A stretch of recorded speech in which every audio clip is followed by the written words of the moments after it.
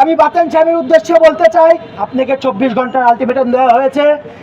নয়তো আপনি যদি সংসদে ক্ষমা না চান, আপনার কি হবে? আমাকে বা আমার সংগঠনকে জেলে নেবেন না কোথায় নেবেন সেটা আমরা জানি না, কিন্তু আপনার শেষ দেখে ছাড়বো ইনশাআল্লাহ।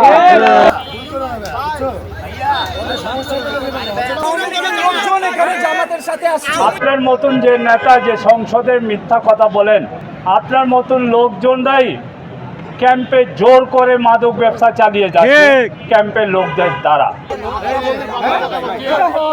এটা হয় কোনোদিন জামাতের পরিচয়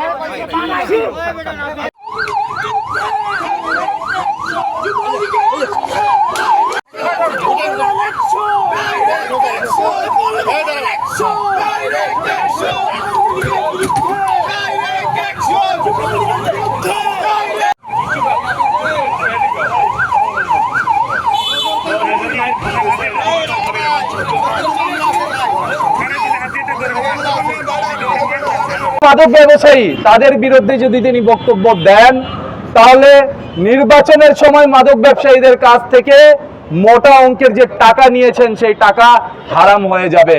এর জন্য মাদক ব্যবসায়ীদের কাছে বাতেন সাহেবকে জবাবদিহি করতে হবে, যার কারণে মাদক ব্যবসায়ীদের উপর দায় না চাপিয়ে সম্পূর্ণ নিরীহ উর্দুভাষীদের উপর তিনি দায় চাপিয়েছেন। যে ক্যাম্পগুলোর কথা তিনি বলছেন, ক্যাম্পের প্রশ্ন উঠলেই, ক্যাম্পের বিষয়ে কথা উঠলেই তারা আমাদেরকে মাদক ব্যবসায়ী বলে, আমাদেরকে চাঁদাবাজ বলে। আরে ভাই, বদি কি, বদির মতো লোক যে বদি সারা বাংলাদেশে মাদকের অন্য ভাসিয়ে দিয়েছে, সেই বদি কি বিহারি ছিল? হ্যাঁ, এই যে আমাদের হাজিরজ্জব 6 নম্বরের যে বস্তি, ওই বস্তিতে মাদকের আখড়া তৈরি করেছিলেন, তিনি তো উর্দুভাষী ছিলেন না। মিরপুরের 1 নম্বর মাজারে যারা মাদক ব্যবসা করে তারা তো কেউ উর্দুভাষী না, তারা তো বাঙালি। তাহলে বাঙালিদের প্রশ্ন উঠলে পুরো বাঙালি জাতিকে মাদক ব্যবসায়ী কিংবা অপরাধী বলা হয় না কেন? কেন শুধু উর্দুভাষীদেরকে ঢালোভাবে পুরো জাতিকে আপনারা বদনাম করার চেষ্টা করছেন?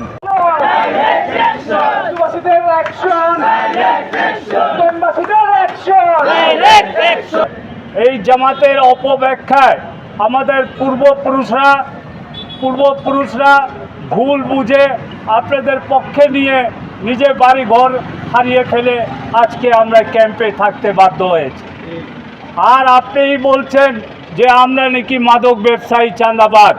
আপনার এই কথায় আমরা নিন্দা জানিয়ে 24 ঘন্টার ভিতরে যদি আপনার দেওয়ার সংসদের এই বক্তব্যটা প্রত্যাহার না করেন, তাহলে আজকে আমরা পুলিশ ভাইদের কথা অনুযায়ী এখান থেকে চলে যাব, কিন্তু পরবর্তীতে আমরা সংসদ ভবনের দিকে পদযাত্রা করে মাননীয় সংসদের স্পিকার মহোদয়কে এই বিষয়ে আমরা একটি স্মারকলিপি প্রদান করব।